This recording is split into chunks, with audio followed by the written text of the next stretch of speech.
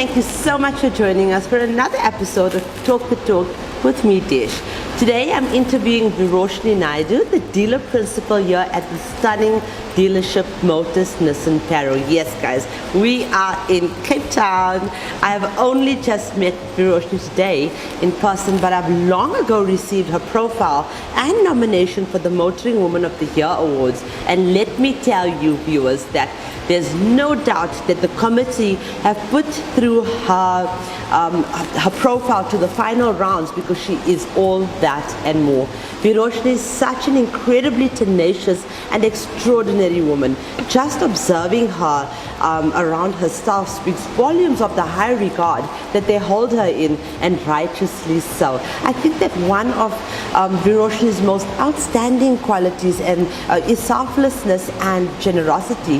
Veroshnee is extremely passionate about seeing her colleagues and staff succeed. But today, she has displayed in spirit a true sense of humanity in terms of giving. In fact, Veroshnee has opened up her gorgeous dealership for us to educate and empower young girls to reach for their dreams despite the adversities that they may face. And that is why we are here to do the workshop that we are opening up for little girls or young girls at matric to understand the importance or the significance of the motoring industry, and also understand that there's opportunity for them that lies ahead. So let's welcome Veroshnee, proudly brought to you by Sariti Solutions.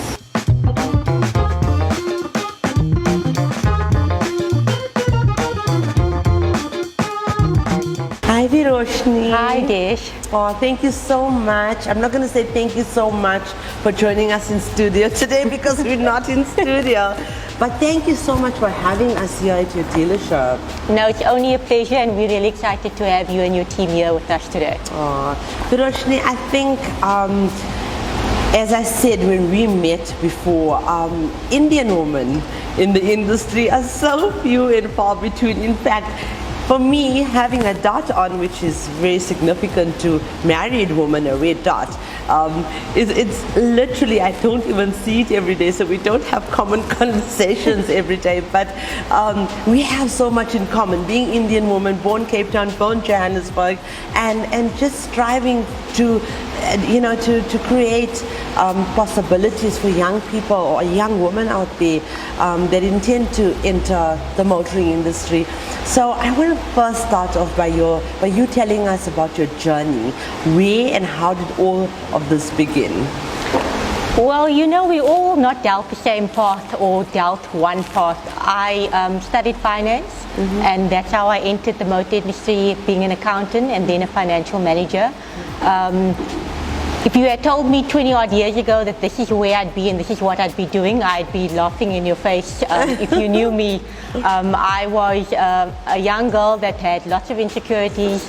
I thought I'd be in an office, not socializing with people, but somebody saw the potential in me, and that's why I'm here today as a dealer principal, and I'm enjoying every minute of it. What do you love most about your job? I think the thing that I love most about my job is that you get to meet different people every single day. Yes. You get to put smiles in people's faces. Yes. You get to run a team that comes together during month end. Our month ends are exciting, it's challenging, it's stressful. It's stressful, it's hard work, but the team that I have here at Motus Nissan Parow makes everything easy. And that's what I love the most about my job, is getting to that end and making that PBT number and phoning your boss and telling you that we made forecasts. I think that for me is the most exciting thing. And I mean, you have about 40 people here? 52 staff members. Wow. Yeah. I can't manage with the 10 that I have, so well done to you. Oh, thank you. It must take a lot of motivation, a lot of inner strength to be able to do the work that you do. How do you do this, and what motivates you? What drives you? So I think for me, you need to surround yourself with good people. Okay. If your management team is made up of good people, their experiences, what makes them good at their job, your job becomes that much easier. Yes, absolutely. And I think I'm very lucky with my management team, from my financial manager to my service manager, parts manager, and my 2 sales managers. They are amazing people. So for me personally, it's coming to work and setting out my day, understanding what drives each of my managers and what drives their departments, picking out the weaknesses and the flaws, and then also picking out their strengths and working on that. Like I mentioned to you before, I come from finance. Yes, yes. I micromanage through the numbers. They don't actually know I'm micromanaging them. I micromanage through the numbers, and that's basically how I get through my day. So you micromanage them through the numbers? I micromanage them through the numbers, Clever. yes. Okay, and the things have been tough. I know Cape Town, like I've been hearing, I haven't been in Cape Town for the past year, and even though I've been here so many times, and that's because I was really trying to stay safe. COVID has been very prevalent in this area, prominent, prevalent. I think that's the word that I'm looking for. But there's been sad cases here, and so I'm sure you've had someone in your life somehow where you were directly affected. Yes. Okay, and you do understand that we need motivation, or they need a strength within their mental capacity to overcome this. What advice can you give to this woman, especially those that are facing retrenchment as a side effects of COVID? How can you, advise them to just keep going, persevere? So for me, I think that yes, COVID has played a huge part in our lives lately, but we have to grab it by the horns and adhere to all the new protocols. Yes. We have to understand that this is our new norm. It's not going to go away very soon, and if we don't rally up and do our best in our personal lives, in our professional lives, then we're going to be left behind. So we need to move forward. And what advice I can give is that you just have to work harder than you did before. Unfortunately, that's the way the new world is going. And we need to start making it safer for our children, if not for all the younger generation. So just because COVID happened doesn't mean that your life has to stop, or your dreams has to stop. Continue dreaming, continue learning, continue educating yourself, continue finding different ways to do your job. The normal way of conducting business isn't allowed any longer. I mean, we have strict COVID protocols at our dealerships. So we have to find innovative ways to see our clients, to get them to buy cars, to get them to service vehicles. And if you can do that, then I think you can be very successful in the industries that you are in. Absolutely, I agree with you 100%. Veroshnee, I actually look up to you. Thank you. I do. I'm so in awe of you. Are there any life lessons that, there's many reasons I look up to you, but I think I'd like you to maybe tell our viewers some of your experiences and maybe share with them some life lessons that they could educate themselves with in terms of overcoming obstacles, especially in the motoring industry. So, your life experiences, whether it was good or bad, whether it's sad or happy, can't define who you are in your future. In my personal opinion, I think that my life experiences has brought me to where I am today. Like I told you before, if you had met me 20 odd years ago, you would have never, I was an introvert, I was shy, I wasn't happy with the way I spoke, I wasn't happy with what I saw in the mirror every day. And to overcome those little things, you need to start dreaming big, right? You need to know that there are bigger things out there, and only you can achieve those things. Nobody can do it for you. That's very true. So for me personally, I had lots of good role models. I know that lots of people out there aren't as fortunate as I was. And I would like to mention that my mom was my role model, right? And I know it sounds like a cliche, but she decided when my sister started her matric year to become a stay-at-home mom, because she wanted to support her to become successful in her matric year. Yes. But she wasn't just a stay-at-home mom. She decided that she didn't want to become financially dependent on my father. She still wanted to have her own independence. So she started her own business from home, making handmade kitchen items and selling it on the markets. Wow. Her persistence and her creativity, she drilled it into us. I mean, we are 3 girls at home. She drilled it into us that we need to stand on our own 2 feet. We need to be financially independent. We need to not rely on anyone. We need to create opportunities for ourselves. She always said to us, don't work for a boss forever in your life. Create opportunities that one day when you want to stay at home, you have a business of your own, so that you can have your own financial independence. And I think that parental support has given me the drive to improve in my career. Okay. Also, I personally also feel that the motor industry, it's a difficult industry to enter as a woman, right? Especially as a young woman. But if you don't knock on those doors, you will never get those opportunities. Absolutely. Right? And lots of people has helped me in the process, where I think learn everything that you can. Do every single job that you can. Whether it's making the tea or answering the phones. I did that. I answered the phones at reception because it was something that you needed to learn how to handle a customer on the other side of the phone. Go and learn how to cost job cards, invoice vehicles, and all of those job roles. Because no job is too big or too small. Exactly. You took the words out of my mouth. So no job is too big or too small. And all of that has made me who I am today.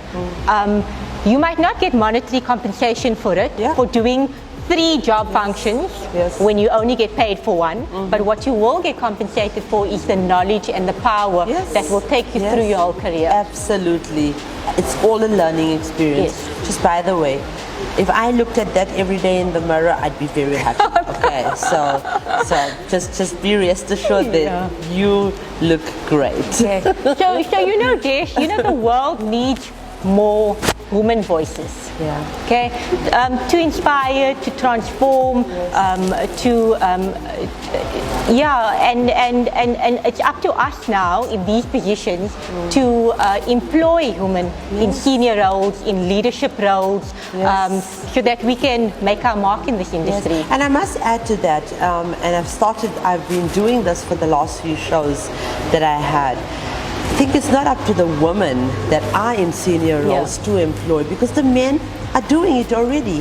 And the woman needs to not be afraid to take the step towards them. I promise, if she just takes 1 step towards them, they will actually take 20 towards her. So I have personally experienced this with our male counterpart in the motoring fraternity.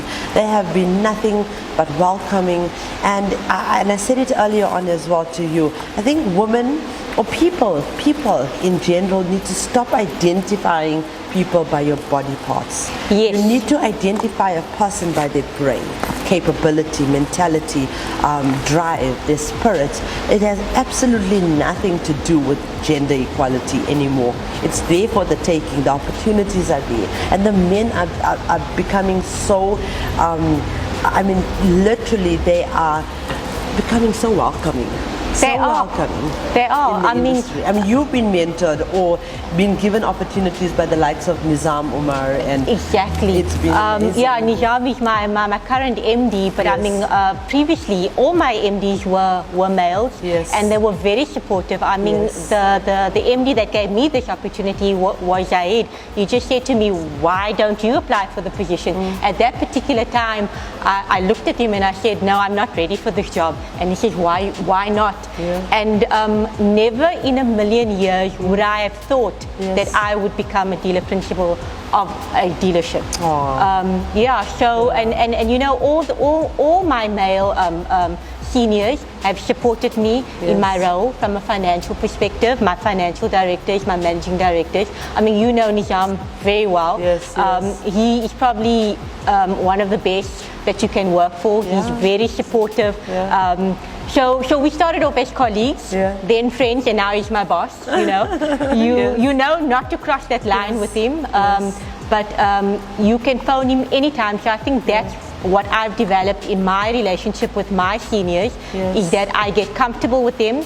I allow them to understand who I am personally and professionally, and I understand them personally and professionally. So when I do pick up that phone and vent, they allow me to do that because they know that's my personality.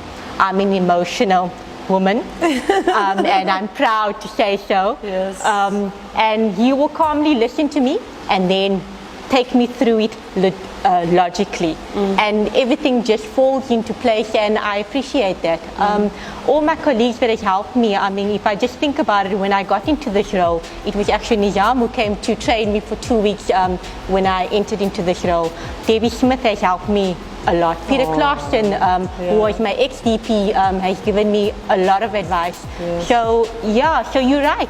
Our male counterparts can help women be successful in the motor industry. We just have to give them a chance to do that. And I think we just need to be confident enough to take that step. Exactly. Yes. And thank you. I want to say thank you for everything that you have contributed to the motoring industry. Forget about what you're doing here and with us today. We are so excited. After this interview, we are welcoming 40 young women to learn more about what we do in motoring. But thank you for everything that you've contributed to the industry. Oh no, thank you, Dish. I hope I made a difference. I hope that when people see me, they don't see this little girl sitting in our office. You have no idea how many times people think I'm the PA, which is not, there's nothing wrong with that. There's nothing. Yeah, but I hope I make a difference to people's lives and to young people. They can see that if somebody like me can achieve what I've achieved, then nothing is impossible. And once again, you can do it in heels. Just saying. Veroshnee, is there anything else that you'd like to add to this conversation in terms of everything we're doing today, in terms of the Motoring Woman of the Year Awards, which you've been nominated for, so well deserved. There's been over 3,000 nominations and you've made it to the top 500. So well done, you're already a winner. Anything you'd like to add to this conversation? Yes, what I think I'd like to add is, this initiative that you are doing, Desh, is amazing. I think we need more like this. To inspire young people.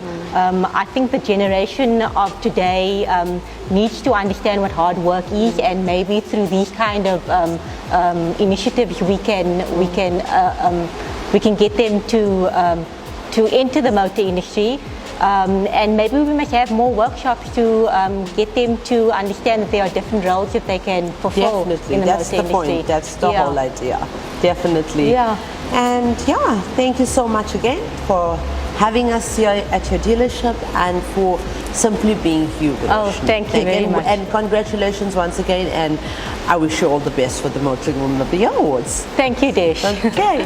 And that for us is the end of another, actually this is a heartfelt and profound episode, for me especially, of Talk the Talk, but we are coming to you from a beautiful city, the mother city of Cape Town. Viewers, thank you for watching, supporting and following us once again, and also please remember to follow us on our social media platforms, and don't forget we have thousands of vehicles on sale to choose from countrywide on our vehicle listing page at www.womantalk.co.za. And remember viewers, we only advertise for bank accredited dealerships. Ladies, compassion is something that I was talking about earlier on, and that is exactly what Veroshnee signifies. Compassion is the most influential force in the world. It can overthrow indifference and intolerance and injustice. It is able to replace judgment with acceptance because it doesn't discriminate. It freely embraces the rich diversity of humanity by treating everyone as equals, right? Okay, so it benefits both who receive it and those who share it. Society cannot function without compassion. It's a fundamental part of our communities, and it is necessary to ensure that all those in need receive the support and services they require. Compassion pushes inclusion, and I think that a single act of compassion can change a person's life forever. With compassion, empathy, kindness, and motivation, the world can be changed unrecognizably. And this is exactly, like I said, what Veroshnee signifies. Thank you for watching, and I would like to end this episode again by reminding you that the question should never be who's going to let me. It should always be who's going to stop me.